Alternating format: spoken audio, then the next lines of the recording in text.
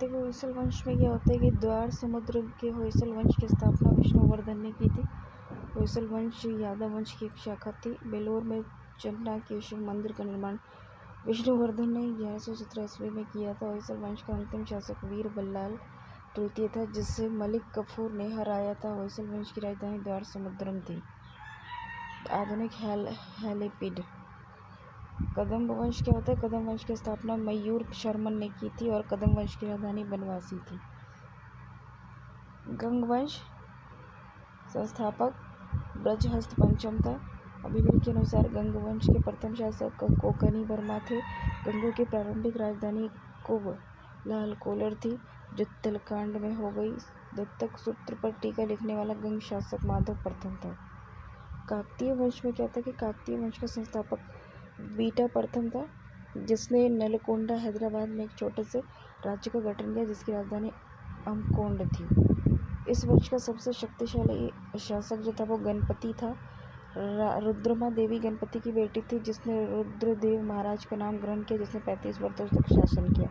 गणपति ने अपनी राजधानी वारंगल में स्थानांतरित कर ली थी और इस राजवंश का अंतिम शासक जो था वो प्रतापरुद्र था, 1295 से 1383 ईस्वी तक।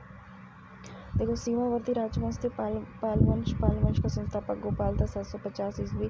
इस वंश की राजधानी मुंगेर थी। गोपाल बौद्ध धर्म का अनुयायी था। इसने उदंतपुरी विश्वविद्यालय की स्थापना की थी। पाल वंश के प्रमुख शासक थे धर्मपाल, देवपाल, नारायणपाल, महिपाल, न्यायपाल आदि। पाल वंश का सबसे महान शासक धर्मपाल था, जिसने विक्रमशिला विश्वविद्यालय की स्थापना की थी। कन्नौज के लिए त्रिपक्षीय संघर्ष पाल वंश, गुर्जर प्रतिहार वंश और राष्ट्रकूट वंश के बीच हुई थी, जिसमें पाल वंश की ओर से सर्वप्रथम धर्मपाल शामिल हुआ था।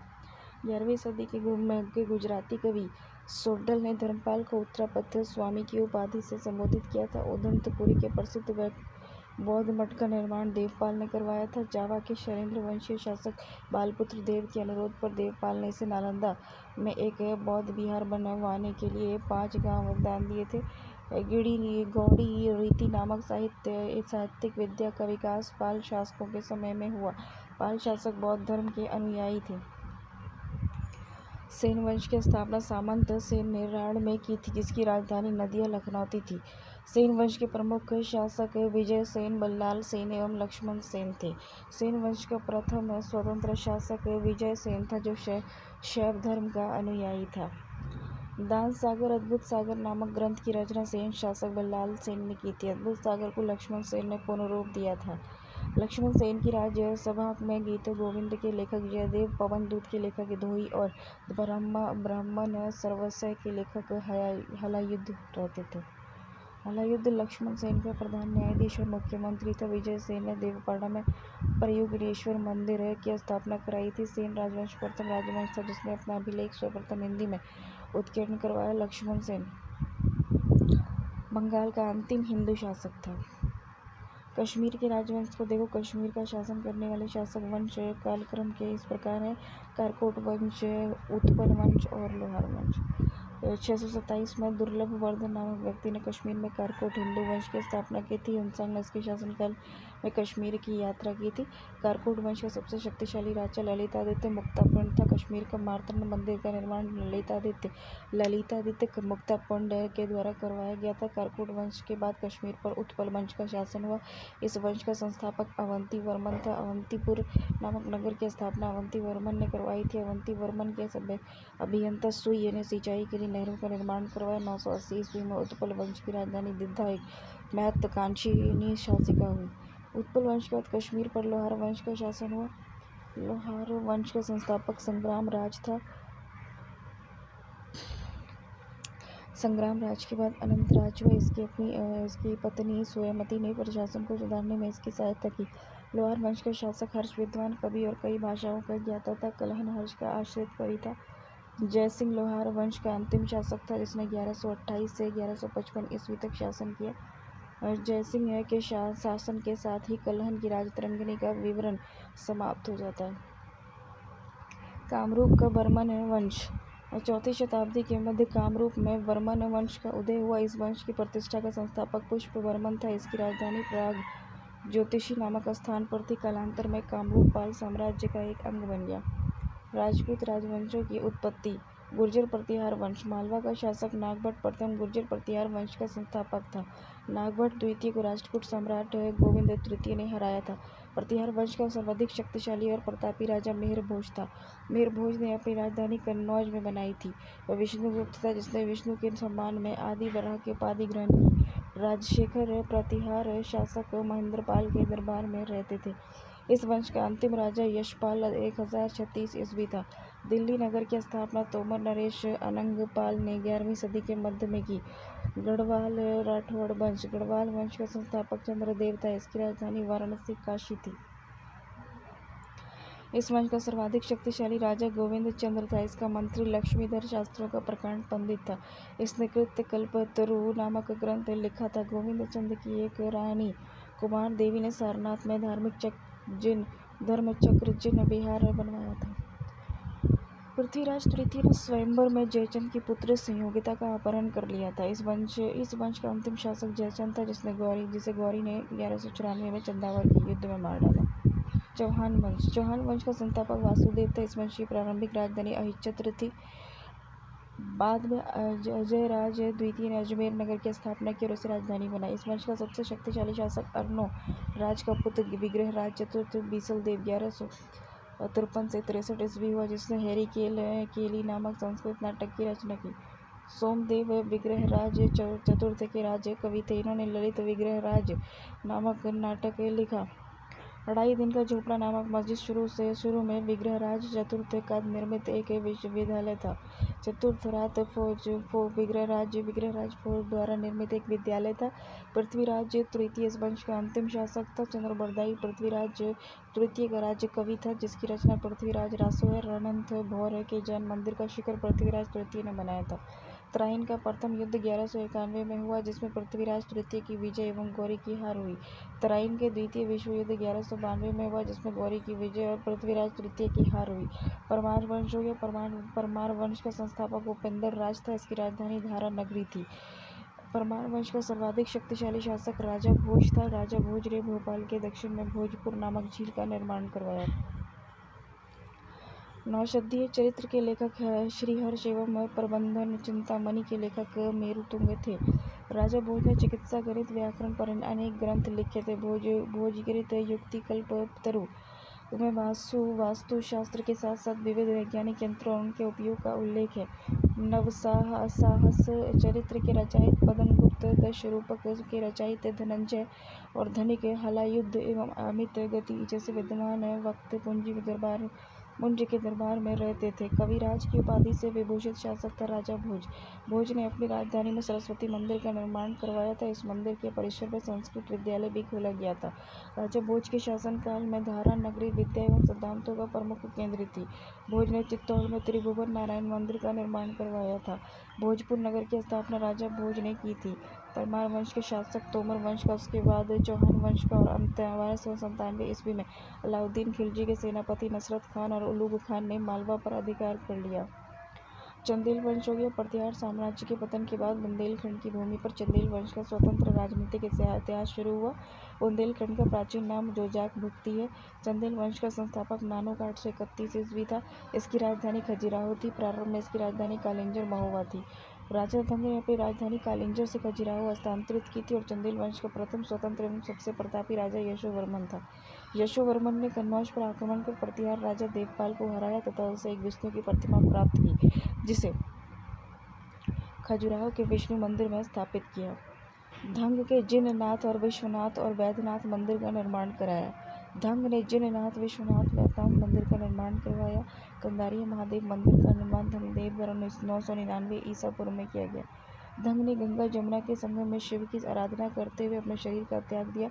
चंदेल शासक विद्यासागर ने कन्नौज के प्रतिहार शासक राज्यपाल की हत्या कर दी, क्योंकि इसने महमूद के आक्रमण का सामना किए बिना ही आत्मसमर्पण कर दिया था। विद्याधर ही अकेला ऐसा भारतीय नरेश था जिसने महमूद गजनी की महत्वाकांक्षाओं का सफलतापूर्वक प्रतिरोध किया। चंदेल शासक कृतिवर्मन की राज्यसभा में रहने वाले कृष्ण मिश्र ने प्रबोध चंद्रोदय की रचना की थी, इन्होंने महोबा के समीप कृति सागर नामक जलाशय का निर्माण किया। अलाउद्दीन नामक दो सेना नायक परम दर्दी देव के दरबार में रहते थे, जिन्होंने पृथ्वीराज चौहान के साथ युद्ध करते हुए अपनी जान गंवाई थी। चंदेल वंश का अंतिम शासक परम देव ने 1202 में कुतुबुद्दीन ऐबक की अधीनता स्वीकार कर ली। इस पर उसके मंत्री अजय देव ने उसकी हत्या कर दी। सोलंकी वंश अथवा गुजरात के चालुक्य वंश। सोलंकी वंश का संस्थापक मूलराज प्रथम था। इसकी राजधानी अनिहलवाड़ा थी। मूलराज प्रथम शैव धर्म का अनुयायी था। भीम प्रथम के शासनकाल में महमूद गजनी ने सोमनाथ के मंदिर पर आक्रमण किया। भीम प्रथम के सामंत विमल ने अबू पर्वत पर दिलवाड़ा का प्रसिद्ध जैन मंदिर बनवाया। सोलंकी वंश का प्रथम शक्तिशाली शासक जयसिंह सिद्धराज था। प्रसिद्ध जैन विद्वान हेमचंद्र जयसिंह सिद्धराज के दरबार में था। माउंट आबू पर्वत पर एक मंडप बनाकर जयसिंह सिद्धराज ने अपने सातों पूर्वजों की गजारोही मूर्ति की स्थापना की थी। माउंट आबू पर्वत पर मोंडेरा के सूर्य मंदिर का निर्माण सोलंकी राजाओं के शासनकाल में हुआ था। सिद्धपुर में रुद्र महाकाल के मंदिर का निर्माण जयसिंह सिद्धराज ने किया था। सोलंकी शासक कुमारपाल जैन मतानुयायी था। जैन धर्म के अंतिम राजकीय प्रवर्तक के रूप में प्रसिद्ध है। सोलंकी वंश का अंतिम शासक भीम द्वितीय था। भीम द्वितीय के एक सामंत लवन प्रसाद ने गुजरात में बघेल वंश की स्थापना की। बघेल वंश का कर्ण द्वितीय गुजरात का अंतिम हिंदू शासक था। इसने अलाउद्दीन खिलजी की सेनाओं का मुकाबला किया था। कलचुरी के चेदी राजवंश। कलचुरी वंश का संस्थापक कोक्कल था। इसकी राजधानी त्रिपुरी थी। कलचुरी वंश का एक शक्तिशाली शासक गंगदेव था, जिसने विक्रमादित्य की उपाधि धारण की। पूर्व मध्यकाल में स्वर्ण सिक्कों के विलुप्त हो जाने के पश्चात इन्होंने सर्वप्रथम इसे प्रारंभ करवाया। कलचुरी वंश सबसे महान शासक कर्णदेव था, जिसने कलिंग पर विजय प्राप्त की और त्रिकलिंगाधिपति की उपाधि धारण की। प्रसिद्ध कवि राजशेखर कलचुरी दरबार में ही रहते थे। सिसोदिया वंश हो गया। सिसोदिया वंश के शासक अपने को सूर्यवंशी कहते थे। सिसोदिया वंश के शासक मेवाड़ पर शासन करते थे। मेवाड़ की राजधानी चित्तौड़ थी। अपनी विजय के उपलक्ष्य में विजय स्तंभ का निर्माण राणा कुंभा ने चित्तौड़ में करवाया। खतौली का युद्ध 1518 ईस्वी में राणा सांगा और इब्राहिम लोदी के बीच हुआ था। देखो मेडेवियल ये भारत पर अरबों का आक्रमण हुआ था। मोहम्मद बिन कासिम के नेतृत्व में अरबों ने भारत पर पहला सफल आक्रमण किया। अरबों ने सिंध पर 712 ईस्वी में विजय पाई। अरब आक्रमण के समय सिंध पर दाहिर का शासन था।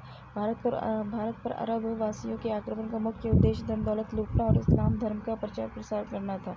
महमूद गजनी अल्पतयीन नामक एक तुर्क सरदार गजनी साम्राज्य का संस्थापक था। अल्पतयीन का गुलाम था। दामाद सुबुक्तगीन था। महमूद गजनी सुबुक्तगीन का पुत्र था। अपने पिता के काल में गजनी खुरासान का शासक था और महमूद गजनी 27 वर्ष की अवस्था में 997 ईस्वी में गद्दी पर बैठा। बगदाद का खलीफा अल-दाहिर बिल्लाह ने महमूद गजनी के पद को मान्यता प्रदान करते हुए उसे यमीन-उद-दौला और यमीन-उल-मिल्लाह की उपाधि दी थी। महमूद गजनी ने भारत पर 17 बार आक्रमण किया। महमूद गजनी ने भारत पर पहला आक्रमण 1001 ईस्वी में किया था। ये आक्रमण शाही राजपाल राजा जयपाल के विरुद्ध था। इसमें जयपाल की पराजय हुई। महमूद गजनी का 1008 ईस्वी में नागरकोट के विरुद्ध हमले को मूर्तिवाद के विरुद्ध पहली भारत की जीत बताई जाती है। महमूद गजनी ने थानेसर के चक्रस्वामी की कांस्य निर्मित आदम प्रतिमा को गजनी भेजकर रंगून में रखवाया। महमूद गजनी का सबसे चर्चित आक्रमण 1024 ईस्वी में सोमनाथ मंदिर पर सौराष्ट्र पर हुआ। इस मंदिर की लूट से करीब 20 लाख दिनार की संपत्ति हाथ लगी थी और सोमनाथ की रक्षा में सहायता करने के कारण अनिहलवाड़ा के शासक पर महमूद ने आक्रमण कर दिया। सोमनाथ मंदिर लूट कर ले जाने के क्रम में महमूद पर जाटों ने आक्रमण कर दिया और वह कुछ संपत्ति लूट ली। महमूद गजनी का अंतिम भारतीय आक्रमण 1027 ईस्वी में जाटों के विरुद्ध हुआ। महमूद गजनी की मृत्यु 1030 में हो गई। अलबेरुनी, फिरदौसी, उतबी, फारूकी महमूद गजनी के दरबारी थे। मोहम्मद गौर महमूद गजनी के अधीन एक छोटा सा राज्य था। ठीक है, गौर जो था वो महमूद गजनी के अधीन एक छोटा सा राज्य था। 1137 ईस्वी में शहाबुद्दीन मोहम्मद गौर का शासक बना। इसने भारत पर पहला आक्रमण 1175 में मुल्तान के विरुद्ध किया था। मोहम्मद गौरी का दूसरा आक्रमण 1178 में पाटन गुजरात पर हुआ। यहाँ का शासक भीम ने गौरी को बुरी तरह परास्त कर दिया। पाटन मोहम्मद गौरी द्वारा लड़ा गया प्रमुख युद्ध कौन सा है? तराइन का प्रथम युद्ध था 1191। गौरी एवं पृथ्वीराज चौहान की विजय हुई थी। तराइन का जो द्वितीय युद्ध हुआ था वो 1192 में हुआ था। गौरी और पृथ्वीराज चौहान के बीच हुआ था। इसमें गौरी की विजय हुई थी। चंदावर का युद्ध जो हुआ था 1294 में, उसमें क्या हुआ था कि गौरी की विजय हुई थी। गौरी और राजा जयचंद के बीच हुआ था। मोहम्मद गौरी भारत के विजित प्रदेशों पर शासन का भार अपने गुलाम सेनापतियों को सौंपते हुए गजनी लौट गया। मोहम्मद गौरी की हत्या जो है 15 मार्च 1206 को कर दी गई। सल्तनत काल। गुलाम वंश की स्थापना 1206 में कुतुबुद्दीन ऐबक ने की थी। एक गौरी का गुलाम था। कुतुबुद्दीन ऐबक ने अपना राज्याभिषेक 24 जून 1206 को कराया था। कुतुबुद्दीन ऐबक ने अपनी राजधानी लाहौर में बनाई थी। कुतुब मीनार की नींव कुतुबुद्दीन ऐबक ने डाली थी। दिल्ली का कुव्वतुल इस्लाम मस्जिद एवं अजमेर का 2.5 दिन का झपटा नामक मस्जिद का निर्माण ऐबक ने करवाया था। कुतुबुद्दीन ऐबक को लाख बख्श भी कहा जाता था। प्राचीन नालंदा विश्वविद्यालय को ध्वस्त करने वाला ऐबक का सहायक सेना नायक बख्तियार खिलजी था। ऐबक की मृत्यु 1210 ईस्वी में चौगान खेलते समय घोड़े से गिरकर हो गई। इसे लाहौर में दफनाया गया। ऐबक का उत्तराधिकारी आराम शाह हुआ, जिसने सिर्फ 8 महीने तक शासन किया। आराम शाह की हत्या करके इल्तुतमिश 1211 ईस्वी में दिल्ली की गद्दी पर बैठा। इल्तुतमिश तुर्किस्तान का एलवरी तुर्क था, जो ऐबक का गुलाम एवं दामाद था। ऐबक की मृत्यु के समय वह बदायूं का गवर्नर था। कुतुबुद्दीन ऐबक इल्तुतमिश जो था वो तुर्किस्तान का एलवरी तुर्क था। तुर्किस्तान का कैलवरी तुर्क था और जो ऐबक का गुलाम और दामाद था। ऐबक की मृत्यु के समय वह बदायूं का गवर्नर था। इल्तुतमिश लाहौर से उसे राजधानी को हस्तांतरित करके दिल्ली लाया था। तो इल्तुतमिश द्वारा किए गए महत्वपूर्ण कार्य क्या है कि इल्तुतमिश ने कुतुब मीनार के निर्माण को पूरा करवाया था।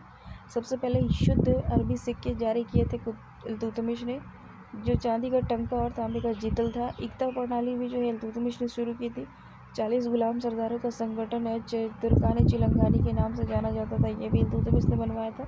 सर्वप्रथम दिल्ली के अमीरों का दमन किया था। इल्तुतमिश पहला शासक था जिसने 1229 ईस्वी में बगदाद के खलीफा से सुल्तान पद की वैधानिक स्वीकृति प्राप्त की। इल्तुतमिश की मृत्यु अप्रैल 1236 ईस्वी में हो गई। इल्तुतमिश के बाद इसका पुत्र रुकुन उद्दीन फिरोज गद्दी पर बैठा। वह एक अयोग्य शासक था। इसके अल्पकालीन शासन पर उसकी मां शाह तुर्कान छाई रही। शाह तुर्कान के अवांछित प्रभाव से परेशान होकर तुर्की अमीरों ने रुकुनुद्दीन को हटाकर रज़िया को सिंहासन पर बिठाया। इस प्रकार रज़िया बेगम प्रथम मुस्लिम महिला थी जिसने शासन की बागडोर संभाली। रज़िया ने पर्दा का त्याग कर पुरुषों की तरह चोंगा एवं कुलाह पहनकर राज दरबार में खुले मुंह से जाने लगी। रज़िया ने मलिक जमालुद्दीन याकूत को अमीर अखूर घोड़े का सरदार नियुक्त किया था। गैर तुर्कों को सामंत बनाने के रज़िया के प्रयास से तुर्की अमीर विरुद्ध हो गए थे और उसे बंदी बनाकर दिल्ली की गद्दी पर मुइजुद्दीन बहराम शाह को बिठाया था। रज़िया की शादी अल्तुनिया के साथ हुई थी। रज़िया की शादी जो हुई थी अल्तुनिया के साथ हुई थी। इससे शादी करने के बाद रज़िया पुनः गद्दी प्राप्त करने का प्रयास किया, लेकिन वह असफल रही। रज़िया की हत्या 13 अक्टूबर 1240 को डाकुओं के द्वारा कैथल के पास कर दी गई थी। बहराम शाह को बंदी बनाकर उसकी हत्या मई 1242 में कर दी गई। बहराम शाह के बाद दिल्ली का सुल्तान अलाउद्दीन मसूद शाह 1242 में बना। बलबन ने षड्यंत्र के द्वारा 1246 में अलाउद्दीन मसूद शाह को सुल्तान के पद से हटाकर नसीरुद्दीन महमूद को सुल्तान बना दिया। नसीरुद्दीन महमूद ऐसा सुल्तान था जो टोपी सीकर अपना जीवन निर्वाह करता था। बलबन ने अपनी पुत्री का विवाह नसीरुद्दीन महमूद के साथ किया था। बलबन का वास्तविक नाम बहाउद्दीन था। वह इल्तुतमिश का गुलाम था। तुर्कान चिलंगानी का विनाश बलबन ने किया था। बलबन 1266 में गियासुद्दीन बलबन के नाम से दिल्ली के गद्दी पर बैठा। यह मंगोलों के आक्रमण से दिल्ली की रक्षा करने में सफल रहा। राज दरबार में सिजदा और पेवोस प्रथा की शुरुआत बलबन ने की थी। बलबन ने फारसी रीति रिवाज पर आधारित नवरोज उत्सव को शुरू करवाया था। अपने विरोधियों के प्रति बलबन ने कठोर लौह एवं रक्त की नीति का पालन किया था। नसीरुद्दीन महमूद ने बलबन को उलूग खां की उपाधि प्रदान की थी। उलूग खां। बलबन के दरबार में फारसी के प्रसिद्ध कवि अमीर खुसरो और अमीर हसन रहते थे। गुलाम वंश का अंतिम शासक शमसुद्दीन कैमूर था। खिलजी वन 1290 से 1320 ईस्वी। गुलाम वंश के शासन को समाप्त कर 13 जून 1290 को जलालुद्दीन फिरोज खिलजी ने खिलजी वंश की स्थापना की। इसने किलो खरी को अपनी राजधानी बनाई और जलालुद्दीन की हत्या 1296 में उसके भतीजा था और दामाद था। ठीक है ना। अलाउद्दीन खिलजी ने कड़ामानिकपुर इलाहाबाद में कर दी थी। देखो यहाँ पे क्या है, अमीर खुसरो का मूल नाम मोहम्मद हसन था। इसका जन्म पटियाली पश्चिमी उत्तर प्रदेश में बदायूं के पास हुआ था। 1253 ईस्वी में हुआ था। अमीर खुसरो का मूल नाम जो था मोहम्मद हसन था। खुसरो प्रसिद्ध सूफी संत शेख निजामुद्दीन औलिया के शिष्य थे। वो बलबन से होकर महमूद तुगलक तक दिल्ली सुल्तान के दरबार में रहे। उन्हें तूता हिंद के नाम से भी जाना जाता था और सितार और तबले के आविष्कार का श्रेय अमीर खुसरो को ही दिया जाता है। 22 अक्टूबर 1296 में अलाउद्दीन दिल्ली का सुल्तान बना। अलाउद्दीन के बचपन का नाम अली और गुरशास्प था। अलाउद्दीन खिलजी ने सेना को नकद वेतन देने और अस्थायी सेना की नींव रखी थी। दिल्ली के शासकों में अलाउद्दीन खिलजी के पास सबसे विशाल अस्थायी सेना थी। घोड़ा दागने और सैनिक का हुलिया लिखने की प्रथा की शुरुआत अलाउद्दीन खिलजी ने की थी। अलाउद्दीन ने भू राजस्व की दर को बढ़ाकर उपज का 1/2 भाग कर दिया था। इसने खम्स में सुल्तान का हिस्सा, खम्स कहते थे लूटा गया धन, ठीक है ना। इसने खम्स में सुल्तान का हिस्सा 1/4 भाग के स्थान पर 3/4 भाग कर दिया था। इसने व्यापारियों में बेईमानी को रोकने के लिए कम तौलने वाले व्यक्ति के शरीर से मांस काट लेने का आदेश दिया था। इसने अपने शासनकाल में मूल्य नियंत्रण प्रणाली को मजबूती से लागू किया था और दक्षिण भारत की विजय के लिए अलाउद्दीन ने मलिक कफूर को भेजा था। जमियत खाना, मस्जिद अलाई दरवाज़ा और सीरी का किला और हजार खंबा महल का निर्माण अलाउद्दीन खिलजी ने करवाया था। दैवी अधिकार के सिद्धांत को अलाउद्दीन ने चलाया था। सिकंदर सानी की उपाधि से स्वयं को अलाउद्दीन खिलजी ने विभूषित किया। अलाउद्दीन ने मलिक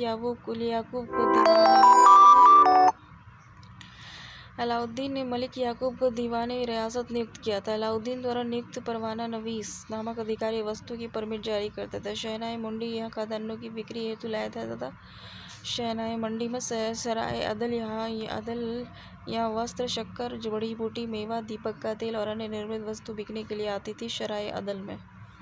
देखो अलाउद्दीन खिलजी द्वारा महत्वपूर्ण कार्य क्या क्या किए गए थे। तो दीवाने रियासत, ये व्यापारियों पर नियंत्रण रखता था और ये बाजार नियंत्रण की पूरी व्यवस्था का संचालन करता था। शहनाई मंडी प्रत्येक बाजार में बाजार का अधीक्षक रखा था।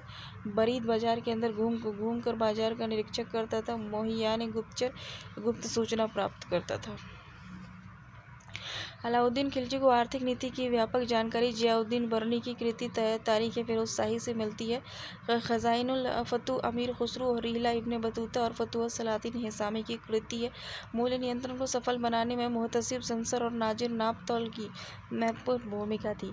राजस्व सुधारों के अंतर्गत अलाउद्दीन ने सर्वप्रथम मिल्क, इनाम और वक्फ के अंतर्गत दी गई भूमि को वापस लेकर उसे खालसा भूमि में बदल दिया था। मिल्कियत, इनाम और वक्फ की भूमि को अलाउद्दीन खिलजी के द्वारा लगाए जाने वाले 2 नवीन कर थे। चराई कर दुधारू पशुओं पर लगाया जाता था। गढ़ी कर घरों और झोपड़ियों पर लगाया जाता था। अलाउद्दीन खिलजी की मृत्यु 5 जनवरी 1316 को हो गई थी। कुतुबुद्दीन मुबारक खिलजी 1316 को दिल्ली के सिंहासन पर बैठा। इसे नगर स्त्री पुरुष की संगत पसंद थी। कुतुबुद्दीन मुबारक खिलजी 1316 में दिल्ली की गद्दी के सिंहासन पर बैठा। उसे नगर स्त्री और पुरुष की संगत पसंद थी, ठीक है ना। मुबारक खिलजी कभी कभी राज दरबार में स्त्रियों का वस्त्र पहनकर, वर्णी के अनुसार मुबारक कभी कभी नग्न होकर दरबारियों के बीच दौड़ा करता था और मुबारक खान ने खलीफा की उपाधि धारण की थी। मुबारक के वजीर खुसरो खान ने सिर्फ 15 अप्रैल 1320 को इसकी हत्या कर दी और स्वयं को दिल्ली के सिंहासन पर बिठाया। खुसरो खान ने पैगंबर के सेनापति की उपाधि धारण की। तुगलक वंश को देखते 1320 से 1398 के बीच। 5 सितंबर 1320 को खुसरो खान को पराजित करके गाजी मलिक तुगलक गाजी गयासुद्दीन तुगलक के नाम से 8 सितंबर 1320 को दिल्ली के सिंहासन पर बैठा। गयासुद्दीन तुगलक ने करीब 29 बार मंगोल आक्रमण को विफल किया था। गयासुद्दीन अलाउद्दीन के समय के लिए अमीरों की भूमि को पुनः लौटा दिया। उसने सिंचाई के लिए कुएं और नहरों का निर्माण करवाया। संभवतः नहरों का निर्माण करने वाला गयासुद्दीन प्रथम शासक था। गयासुद्दीन तुगलक ने दिल्ली के समीप स्थित पहाड़ियों पर तुगलकाबाद नामक एक नया नगर बसाया था। रोमन शैली में निर्मित इस नगर में एक दुर्ग का निर्माण भी हुआ था और इस दुर्ग को 56 कोट के नाम से भी जाना जाता है। दिल्ली में 56 कोट। गयासुद्दीन तुगलक की मृत्यु 1325 में बंगाल के अभियान से लौटते हुए जूना खान के द्वारा निर्मित लकड़ी के महल में दबकर हो गई। गयासुद्दीन के बाद जूना खान मोहम्मद बिन तुगलक के नाम से दिल्ली के सिंहासन पर बैठा। मध्यकालीन सभी सुल्तानों में मोहम्मद तुगलक सर्वाधिक शिक्षित था। मोहम्मद तुगलक जो था ये बहुत शिक्षित, विद्वान और योग्य व्यक्ति था। मोहम्मद बिन तुगलक को अपनी सनक भरी योजनाओं, क्रूर कृत्यों और दूसरों के सुख दुख के प्रति उपेक्षा भाव रखने के कारण स्वप्नशील, पागल और रक्त पिपासु कहा गया। मोहम्मद बिन तुगलक ने कृषि के विकास के लिए अमीर-ए-कोही नामक एक नवीन विभाग की स्थापना की थी। मोहम्मद बिन तुगलक ने अपनी राजधानी दिल्ली से देवगिरी में स्थानांतरित की थी। इसका नाम दौलताबाद रखा था। संकेंद्रित मुद्रा के अंतर्गत मोहम्मद बिन तुगलक ने पीतल, तांबा और धातुओं के सिक्के चलवाए, जिनका मूल्य चांदी के रुपये टंका के बराबर था। मोहम्मद बिन तुगलक द्वारा क्रियान्वित 4 योजनाएं थी। दोआब क्षेत्र में कर वृद्धि 1326 से 1327, राजधानी परिवर्तन 1326 से 1327, सांकेतिक मुद्रा का प्रचलन 1329 से 1330, खुरासान और कराचिल का अभियान। देखो, अफ्रीकी यात्री इब्न बतूता लगभग 1333 ईस्वी में भारत आया। सुल्तान ने इसे दिल्ली का काजी नियुक्त किया। 1342 में सुल्तान ने इसे अपने राजदूत के रूप में चीन भेजा। इब्न बतूता की पुस्तक रिहला में मोहम्मद तुगलक के समय की घटनाओं का वर्णन है। इसने अपनी पुस्तक में विदेशी यात्रियों के आवागमन, डाक चौकियों पर की स्थापना यानी डाक व्यवस्था और गुप्तचर व्यवस्था के बारे में लिखा था। मोहम्मद बिन तुगलक की मृत्यु 20 मार्च 1351 को सिंध जाते समय ठट्टा के निकट गोडाल में हो गई थी। मोहम्मद बिन तुगलक के शासन काल में दक्षिण में हरियर बुक्का नाम के 2 भाइयों ने 1336 ईस्वी में स्वतंत्र राज्य के विजयनगर की स्थापना की थी। महाराष्ट्र में अलाउद्दीन बहमन शाह ने 1347 में स्वतंत्र बहमनी राज्य की स्थापना की। मोहम्मद बिन तुगलक की मृत्यु पर इतिहासकार बर्नी लिखता है कि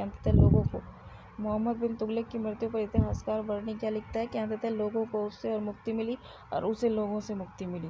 मोहम्मद बिन तुगलक शेख अलाउद्दीन का शिष्य था। वह सल्तनत का पहला शासक था जो अजमेर में शेख मोहिउद्दीन चिश्ती की दरगाह और बहराइच से सालार मसूद गाजी के मकबरे पर गया।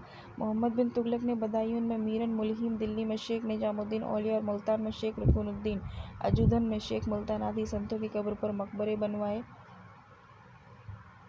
मोहम्मद बिन तुगलक ने मकबरा बनवाया था निजामुद्दीन औलिया में शेख निजामुद्दीन औलिया। फिरोज तुगलक का राज्याभिषेक ठट्टा के नज़दीक 20 मार्च 1351 को हुआ। पुणे फिरोज का राज्याभिषेक दिल्ली में अगस्त 1351 ईस्वी को हुआ। खलीफा द्वारा इसे कासिम अमीर उल मोमिनीन की उपाधि दी गई। राजस्व व्यवस्था के अंतर्गत फिरोज ने अपने शासनकाल में 24 कष्टदायक करों को समाप्त कर केवल 4 कर खराज, खम्स, जजिया और ज़कात को वसूल करने का आदेश दिया। फिरोज तुगलक ब्राह्मणों पर जजिया लागू करने वाला पहला फिरोज तुगलक ब्राह्मणों पर जजिया लागू करने वाला पहला मुस्लिम शासक था। फिरोज तुगलक ने एक नया कर, सिंचाई कर भी लगाया, जो उपज का 1/10 भाग था। फिरोज तुगलक ने 5 बड़ी नहरों का निर्माण करवाया। फिरोज तुगलक ने 300 नए नगर की स्थापना की। उसने हिसार, फिरोजाबाद, फतेहाबाद, जौनपुर, फिरोजपुर। फिरोज तुगलक ने 300 नए नगरों की स्थापना की थी। इसमें था हिसार, फिरोजाबाद, दिल्ली, फतेहाबाद, जौनपुर, फिरोजपुर प्रमुख थे। इसके शासनकाल में खिजराबाद टोपरा गांव एक मेरठ से अशोक के 2 स्तंभों को लाकर दिल्ली में स्थापित किया गया था। सुल्तान फिरोज तुगलक ने अनाथ मुस्लिम महिलाओं, विधवाओं और लड़कियों की सहायता के लिए नए विभाग दीवान खैरात की स्थापना की थी। सल्तनतकालीन सुल्तान के शासनकाल में सबसे अधिक दासों की संख्या करीब 1,80,000 फिरोज तुगलक के समय में थी। दासों की देखभाल के लिए फिरोज ने एक नए विभाग दीवान बंदगान की स्थापना की थी। इसने सैन्य पदों को वंशानुगत बना दिया था। इसने अपनी आत्मकथा फुतुहात फिरोज शाही की रचना की थी। इसने जियाउद्दीन बर्नी और शम्स सिराज अफीक को अपना संरक्षक प्रदान किया था। इसने ज्वालामुखी मंदिर के पुस्तकालय से लूटे गए 1300 ग्रंथों में से कुछ को फारसी में विद्वान अपाउद्दीन दलायते फिरोजशाही नाम से अनुवाद करवाया था। उसने चांदी और तांबे के मिश्रण से निर्मित सिक्के भारी संख्या में जारी करवाए, जिसे अद्दा एवं बिफ कहा जाता था। फिरोज तुगलक की मृत्यु सितंबर 1388 ईस्वी को हो गई। फिरोज काल में निर्मित खान जहां तेलंगानी के मकबरे की तुलना जेरूसलम में निर्मित उमर के मस्जिद से की जाती है। फिरोज काल के निर्मित खान जहां तेलंगानी के मकबरे की तुलना जेरूसलम में निर्मित उमर के मस्जिद से की जाती है। सुल्तान फिरोज तुगलक ने दिल्ली को कोटला फिरोजशाह कोटला का निर्माण करवाया था। तुगलक वंश का अंतिम शासक नसीरुद्दीन महमूद तुगलक था। इसका शासन दिल्ली से पालम तक था। तुगलक वंश का अंतिम शासक नसीरुद्दीन महमूद तुगलक था। इसका शासन दिल्ली से पालम तक ही रह गया था। तैमूर लंग ने सुल्तान तैमूर लंग ने सुल्तान नसीरुद्दीन महमूद तुगलक के समय 1398 में दिल्ली पर आक्रमण किया था। तैमूर लंग ने नसीरुद्दीन के समय में ही मलिकपुर शाह की उपाधि धारण कर एक हिजड़ा मलिक सरवर ने जौनपुर में एक स्वतंत्र राज्य की स्थापना की थी। उसका सैयद वंश था। 1414 से 1451 तक सैयद वंश का संस्थापक खिजिर खान था। इसने सुल्तान की उपाधि न धारण कर अपने को रैयत आला की उपाधि से खुश रखा। तो खिजिर खान जो था वो तैमूर लंग का सेनापति था और भारत से लौटते समय तैमूर लंग ने खिजिर खान को सुल्तान लाहौर दीपालपुर का शासक नियुक्त किया था। खिजिर खान नियमित रूप से तैमूर के पुत्र शाहरुख को कर भेजा करता था और खिजिर खान की मृत्यु 20 मई 1421 में हो गई थी। तो खिजिर खान के पुत्र जो है मुबारक खान ने शाह की उपाधि धारण की थी। यहिया बिन अहमद सरहिंदी को मुबारक शाह का संरक्षण प्राप्त था और इसकी पुस्तक तारीख़ मुबारक शाही सैयद वंश के विषय में जानकारी मिलती है। यमुना के किनारे मुबारकाबाद की स्थापना मुबारक शाह ने की थी। सैयद वंश का अंतिम सुल्तान अलाउद्दीन आलम शाह था। सैयद वंश का शासन करीब 37 वर्षों तक रहा। लोधी वंश 1451 से 1526 ईस्वी। देखिए लोधी वंश के संस्थापक बहलोल लोधी था। वह जो है 19 अप्रैल 1451 को बहलोल शाह गाजी की उपाधि से दिल्ली के सिंहासन पर बैठा। दिल्ली को प्रथम अफगान राज्य की स्थापना का श्रेय बहलोल लोधी को दिया जाता है और बहलोल लोधी ने बहलोल सिक्कों का प्रचलन करवाया था। वह अपने सरदारों को मकसद आली कहकर पुकारता था। वह अपने सरदारों के खड़े रहने पर स्वयं भी खड़ा रहता था।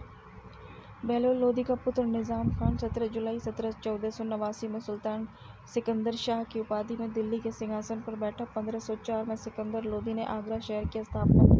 भूमि के लिए मापन है कि प्रामाणिक पैमाने गजे सिकंदरी का प्रचलन सिकंदर लोधी ने किया। गुलरुखी शीर्षक से फारसी कविताएं लिखने वाला सुल्तान सिकंदर लोधी था। सिकंदर लोधी ने आगरा को अपनी नई राजधानी बनवाया। इसके आदेश पर संस्कृत के एक आयुर्वेद ग्रंथ का फारसी में फरहंगी सिकंदरी के नाम से अनुवाद हुआ था। इसने नागरकोट के ज्वालामुखी मंदिर की मूर्ति को तोड़कर उसके टुकड़ों को कसाईयों को मांस से तौलने के लिए दे दिया था। इससे मुसलमानों को तजिया निकालने और मुसलमान स्त्रियों के पीरों और संतों के मजार पर जाने पर प्रतिबंध लगा दिया था। गले की बीमारी के कारण सिकंदर लोधी की मृत्यु जो है 21 नवंबर 1517 को हुई और इसी दिन उसका पुत्र इब्राहिम शाह की उपाधि से आगरा के सिंहासन पर बैठा। 21 अप्रैल 1526 को पानीपत का प्रथम युद्ध में इब्राहिम लोधी बाबर से हार गया और इस युद्ध में वह मारा गया।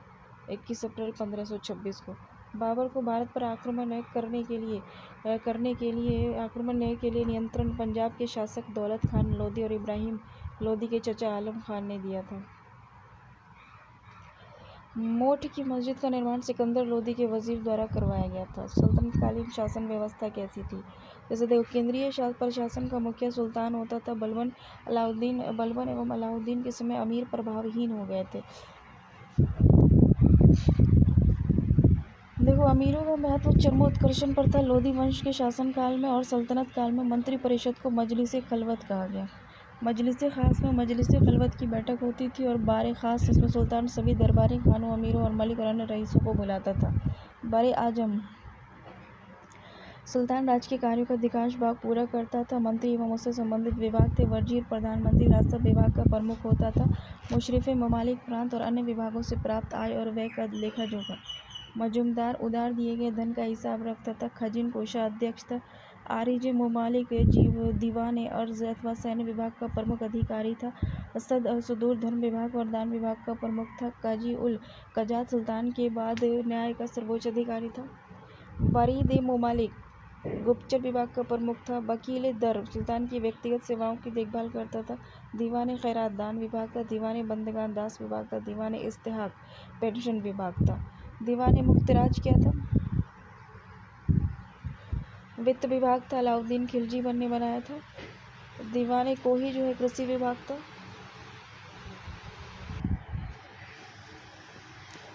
देखो दीवान अर्ज जो था वो सैन्य विभाग था। बलबन ने इसको शुरू किया था। दीवान बंदगान था फिरोज शाह तुगलक ने। दीवान खैरात दीवान इस्तेहाक ये सब फिरोज शाह तुगलक ने बनाया था। अब इसमें देखो राजस्व कर व्यवस्था थी।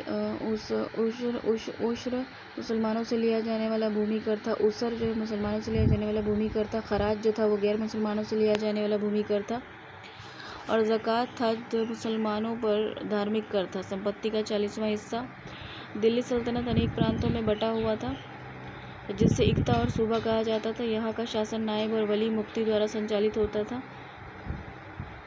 और इक्ताओं को शिको जिलों में विभाजित किया गया था और जहाँ का प्रमुख अधिकारी शिकदार होता था, जो एक सैनिक अधिकारी होता था। शिकों को परगना में विभाजित किया गया तथा आबिल परगने का मुख्य अधिकारी था और मुशर्रिफ लगान को निश्चित करने वाला अधिकारी था। एक शहर या 100 गांवों के शासन की देखरेख अमीर सदा नामक अधिकारी करता था। प्रशासन की सबसे छोटी इकाई ग्राम होती थी। सुल्तान की अस्थायी सेना को खास खेल नाम दिया गया था और मंगोल सेना के वर्गीकरण की दशमलव प्रणाली को सल्तनतकालीन सैन्य व्यवस्था का आधार बनाया गया था। देखो नोट, लूटे हुए धन और खानों और भूमि से गढ़े हुए खजानों से प्राप्त संपत्ति का 1/5 भाग था जिस पर सुल्तान का अधिकार था तथा शेष 4/5 भाग पर उसके सैनिक अथवा खजाने को प्राप्त करने वाले व्यक्ति का अधिकार होता था। परंतु फिरोज तुगलक को छोड़कर अन्य सभी शासक ने 4/5 हिस्सा स्वयं अपने लिए रखा। सुल्तान सिकंदर लोदी ने गढ़े हुए खजाने में से कोई हिस्सा नहीं लिया।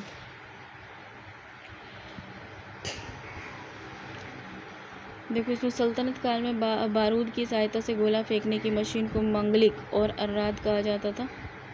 अलाउद्दीन खिलजी ने एकता प्रथा को समाप्त किया था और इस प्रथा की दोबारा शुरुआत फिरोज तुगलक ने किया था। सल्तनत काल में अच्छी नस्ल के घोड़े तुर्की, अरब और रूस से मंगाए जाते थे और हाथी मुख्यतः बंगाल से मंगाए जाते थे।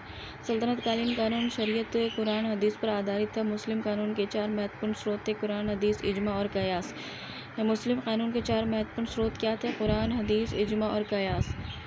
ठीक है, तो इसमें देखो 10 अश्वरोही, 1 सर खल, 10 सर एक खेल, 1 सिपा सलार, 10 सिपा सलार 1 अमीर और 10 अमीर 1 मलिक और 10 मलिक 1 खान के बराबर, 10 मलिक 1 खान के बराबर।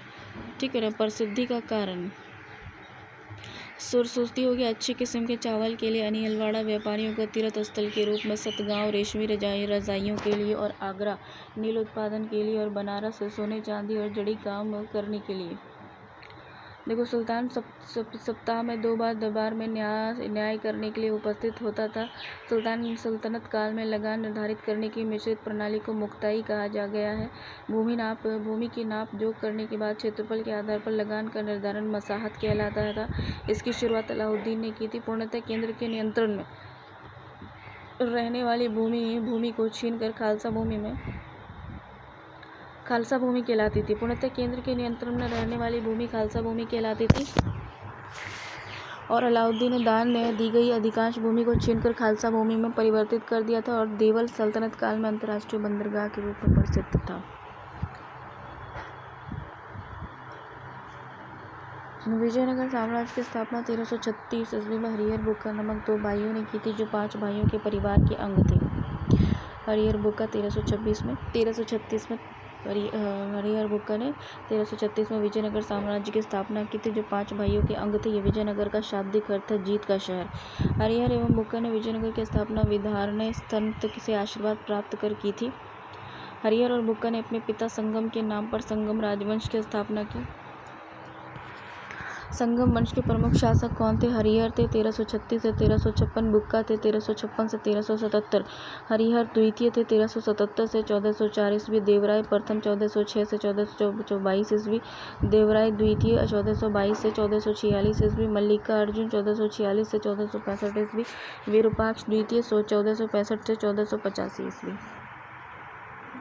विजयनगर साम्राज्य की स्थापना हम्पी में की गई थी। हरिहर बुक्का ने अपने पिता संगम के नाम पर संगम राजवंश की स्थापना की थी। विजयनगर साम्राज्य की राजधानी हम्पी थी। विजयनगर साम्राज्य के खंडर तुंगभद्रा नदी पर स्थित है। इसकी राजभाषा तेलुगु थी। हरिहर बुक्का पहले वारंगल के काकतीय शासक प्रताप रुद्रदेव के सामंत थे। विजयनगर साम्राज्य का क्रमशः निम्न वंशों में ने शासन किया: संगम,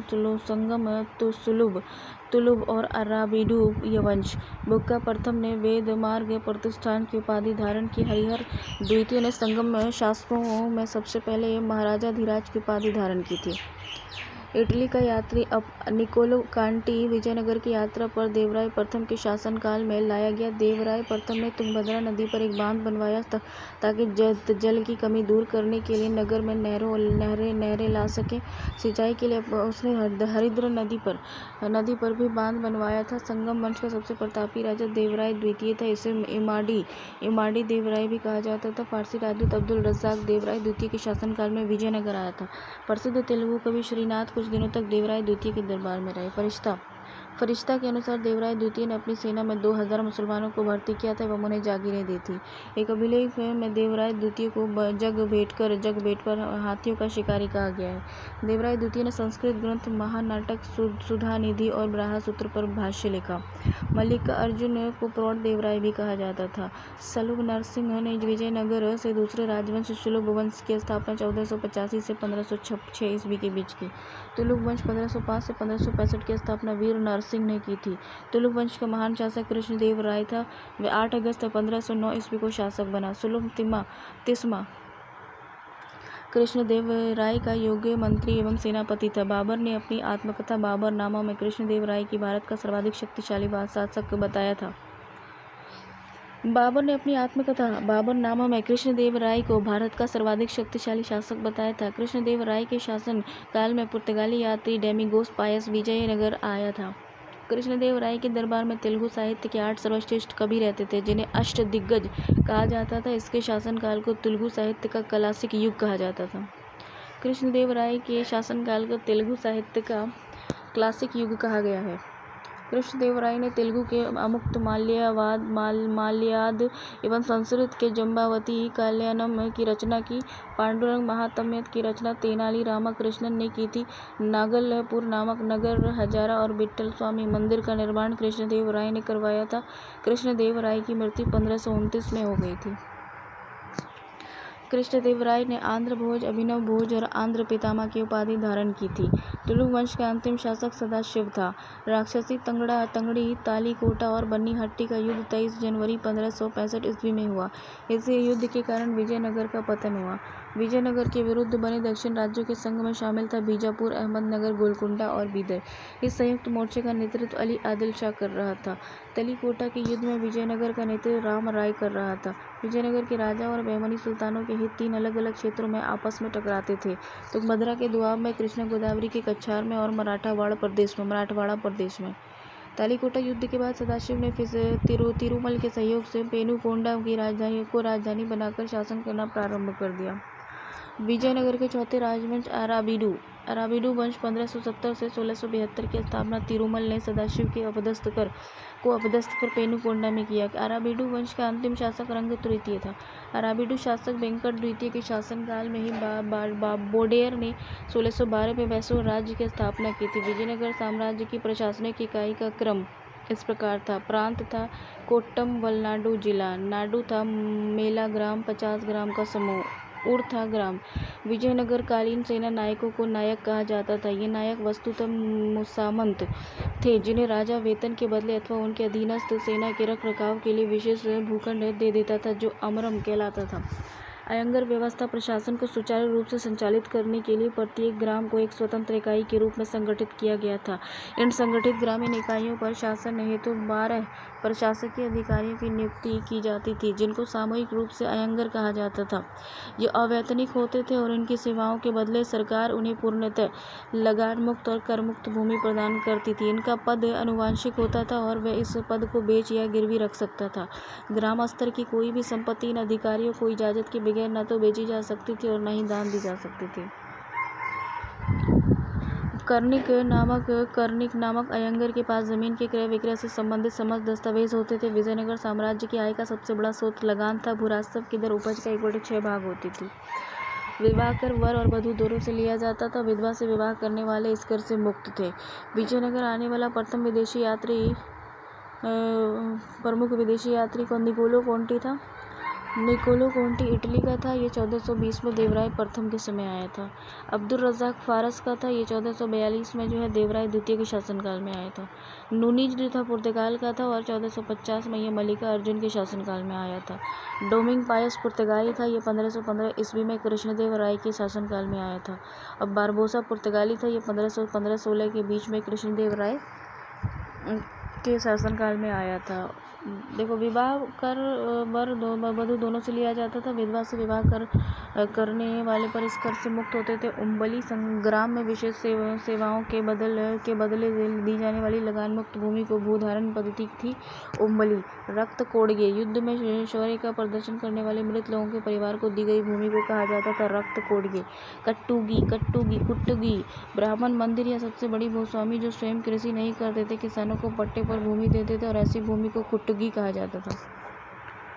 वे कृषक मजदूर जो भूमि के क्रय विक्रय के साथ ही हस्तांतरित हो जाते थे कुदी कहलाते थे। विजयनगर का सैन्य विभाग कदाचार कहलाता था और इस विभाग का उच्चाधिकारी दंडनायक सेनापति होता था।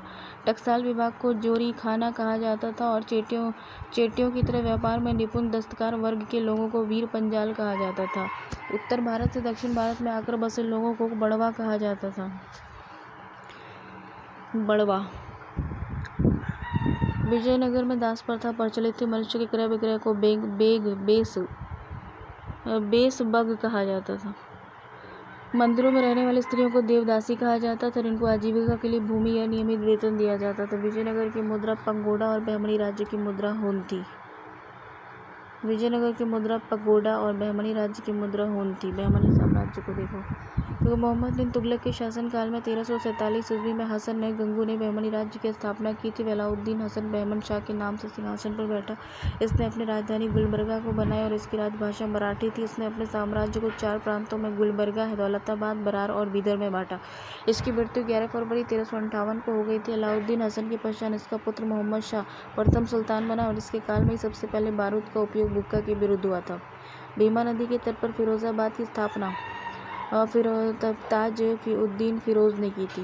भीमा नदी के तट पर फिरोजाबाद की स्थापना ताज उद्दीन फिरोज ने की थी। फिरोज खगोलीकी को प्रोत्साहन देता था और उसने दौलताबाद के पास एक वेधशाला बनवाई थी। शहाबुद्दीन अहमद प्रथम ने अपनी राजधानी गुलबर्गा से हटाकर बीदर में स्थापित की और इसने बीदर का नया नाम मोहम्मदाबाद रखा। मोहम्मद तृतीय के शासनकाल में ख्वाजा जहां की उपाधि से महमूद गवाह को प्रधानमंत्री नियुक्त किया गया था और महमूद गवाह ने बीदर में एक महाविद्यालय की स्थापना करवाई थी। रियाजुल इंशा नाम से महमूद गवाह के पत्रों का संग्रह मिलता है। देखो, बहमनी वंश के प्रमुख शासक कौन थे? मोहम्मद शाह प्रथम थे 1358 से 1375 ईस्वी। अलाउद्दीन मुजाहिद शाह 1375 से 1378 ईस्वी। दाऊद प्रथम हो गया 1378 ईस्वी। मोहम्मद शाह द्वितीय हो गया 1378 से 1397 ईस्वी। ताज उद्दीन फिरोज हो गया 1397 से 1422 ईस्वी। शहाबुद्दीन अहमद प्रथम हो गया 1422 से 1436 ईस्वी। अलाउद्दीन अहमद द्वितीय 1436 से 1458 ईस्वी। सुल्तान शमसुद्दीन मोहम्मद 13 जो थे वो 1463 से 1482 ईस्वी। 1417 में रूसी यात्री निकितिन बहमनी साम्राज्य की यात्रा पर आया। उस समय बहमनी राज्य पर ताज उद्दीन फिरोज का शासन था। बहमनी साम्राज्य के चारों प्रांत तरफदार और तरफदार उसके विरुद्ध सेना से जाने जाते थे। दौलताबाद का तरफदार जो था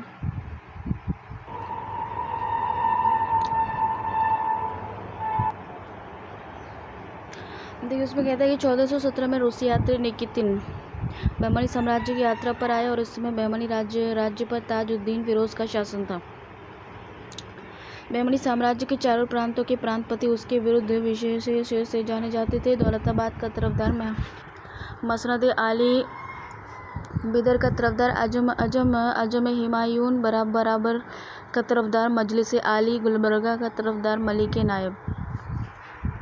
देखो, बीजापुर गुलबर्गा तराफ में शामिल था। ये सबसे महत्वपूर्ण तराफ था। कलीमुल्लाह बहमनी वंश का अंतिम शासक था और उसकी मृत्यु किसमें? बहमनी राज्य 5 स्वतंत्र राज्यों में बंट गया और इन स्वतंत्र राज्यों से संबंधित विवरण इस प्रकार हैं।